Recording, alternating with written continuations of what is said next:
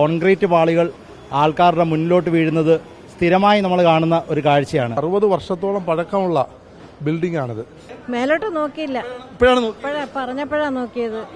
ഒരു വികസനമില്ലാത്ത നഗരം ഇന്ന് കൊല്ലം മാത്രമാണ്. കൊല്ലത്തെ അഷ്ടമുടിക്കായലിന്റെ തീരത്ത് സ്ഥിതി ചെയ്യുന്ന KSRTCയുടെ അവസ്ഥയാണ്. എത്ര ടൂറിസ്റ്റുകൾ ഇവിടെ വരുന്നതാണ്. അവരൊക്കെ ഈ മുകളിലേക്കൊക്കെ നോക്കുമ്പോഴൊക്കെ കാണുന്ന അവസ്ഥ വളരെ പരിതാപകരമായ അവസ്ഥയാണ്.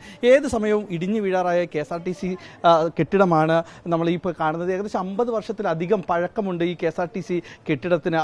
ഇതുവരെ ഇത് നന്നാക്കി പണിയാൻ ഉള്ള ഒരു നടപടിയും ഉണ്ടായിട്ടില്ല എന്നുള്ളതാണ് നമുക്ക് എടുത്തു പറയുന്നത്. കഴിഞ്ഞ ദിവസം നമ്മളുടെ തന്നെ കുരുക്ഷേത്രയിൽ അവിടുത്തെ ആളുകൾ പറഞ്ഞിരിക്കുന്ന ഇവിടുത്തെ വിഷയമാണ്. ഇത് ഇവിടുത്തെ തൊഴിലാളികൾ ഇരിക്കുന്ന സ്ഥലമാണ്. ഇത് KSRTCയുടെ കൊറിയർ ഓഫീസാണ്. ഈ കൊറിയർ ഓഫീസിന്റെ സീലിംഗ് ആണ് ഇപ്പോൾ നമ്മൾ ദൃശ്യങ്ങളിൽ കാണുന്നത്. അതിന് താഴത്താണ് ജീവനക്കാരിയിരിക്കുന്നത്. എങ്ങനെയോ നെറ്റ്, അതായത് കമ്പി കാണുന്നത് ഉണ്ട്. പലതവണ ഇവിടെ ഈ കോൺക്രീറ്റ് പാളികൾ ഇടിഞ്ഞു വീണ് അപകടമുണ്ടായിട്ടുണ്ട്. അവർക്ക് സംസാരിക്കാൻ പറ്റില്ല, ക്യാമറയോട് പ്രതികരിക്കാൻ പറ്റാത്തത് കൊണ്ടാണ് അവർ നമ്മുടെ അടുത്ത് മറ്റു കാര്യങ്ങളൊന്നും പറയാത്തത്. ഇത് ഏത് സമയവും പൊളിഞ്ഞു വീഴാവുന്നൊരു സാഹചര്യമാണ്. സ്ഥിരമായി ഇവിടെ കോൺക്രീറ്റ് പാളികൾ ആൾക്കാരുടെ മുന്നിലോട്ട് വീഴുന്നത് സ്ഥിരമായി നമ്മൾ കാണുന്ന ഒരു കാഴ്ചയാണ്.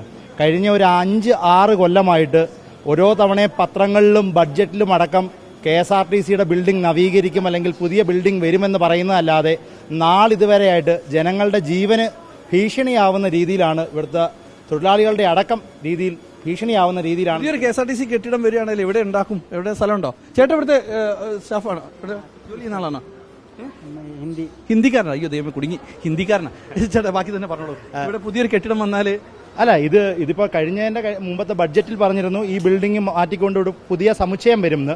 MLA തൻ്റെ ആസ്തി വികസന ഫണ്ടിൽ നിന്ന്, പത്രങ്ങളിലെല്ലാം ഉണ്ടായിരുന്നു, ആസ്തി വികസന ഫണ്ടിൽ നിന്ന് ഏകദേശം 10 കോടി രൂപയോളം ഇതാക്കിക്കൊണ്ട് ചെയ്യുമെന്ന് പറഞ്ഞു. പക്ഷേ അപ്പോൾ ജനങ്ങളുടെ ഇവിടുത്തെ കൊല്ലം നിവാസികളുടെ ചോദ്യം പറഞ്ഞാൽ 10 കോടി രൂപ എടുത്ത് MLA ഇതിനുവേണ്ടി കൊടുത്താൽ എങ്ങനെ ഇവിടുത്തെ കൊല്ലത്തെ റോഡുകൾ മുഴുവൻ പൊട്ടിപ്പൊളിഞ്ഞു? താങ്കൾക്ക് അടക്കം അറിയാം ഇവിടുത്തെ അവസ്ഥ കൊല്ലം റോഡുകളുടെ. പിന്നെ KSRTC കെട്ടിടത്തിന്റെ പുതിയതായി വരും എന്ന് പറയുന്നത് വരുമോ? ഒരു സാധ്യതയും നിലവിൽ കാണുന്നില്ല. ബാക്കി യാത്രക്കാരുടെ ഓക്കെ. ചേട്ടാ നമസ്കാരം. പുതിയ കെട്ടിടം വരുമെന്നാണ് ഇപ്പം മറ്റേ എപ്പോഴും വേണമെങ്കിലും ഇടിഞ്ഞു വീഴാവുന്ന ഒരു അവസ്ഥയിൽ നിൽക്കുകയാണെന്നാണ്. മഴ പെയ്താലൊക്കെ വെള്ളം കയറുമോ? ഇതിവിടെ തൊട്ടടുത്ത് കായലായതുകൊണ്ട് ഈ വെള്ളം ഒഴുകി പോവും. പക്ഷേ ഇത് 60 വർഷത്തോളം പഴക്കമുള്ള ബിൽഡിംഗ് ആണിത്.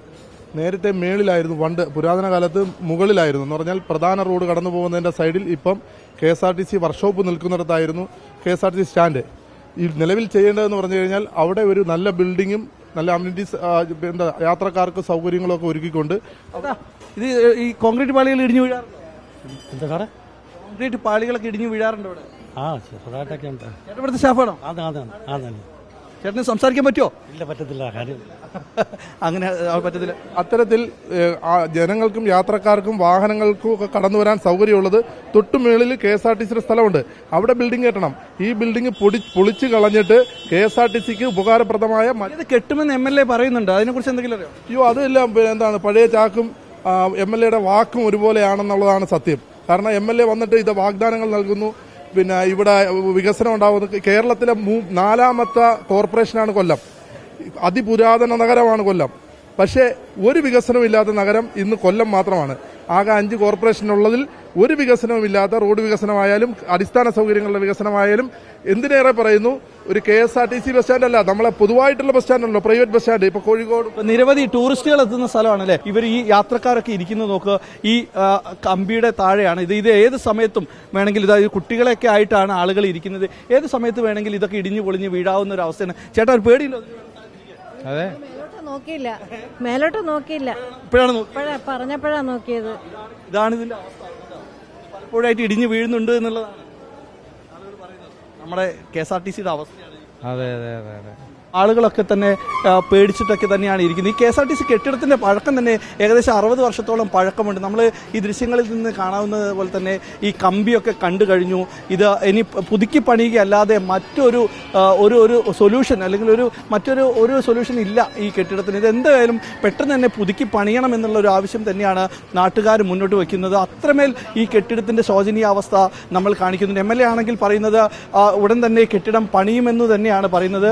എങ്കിൽ പോലും പെട്ടെന്ന് തന്നെ ഈ കെട്ടിടം പണിത് വരുന്ന തലമുറയ്ക്കെങ്കിലും പുതിയ നല്ലൊരു കെട്ടിടത്തിൽ നിന്നുകൊണ്ട് ബസ് കയറാനുള്ള ഒരു അവസരം ഉണ്ടാകട്ടെ എന്ന് തന്നെ നമുക്ക് വേണമെങ്കിൽ പ്രാർത്ഥിക്കുകയും ചെയ്യാം. ഇതൊന്നും ഇടിഞ്ഞു വീഴാതിരിക്കട്ടെ.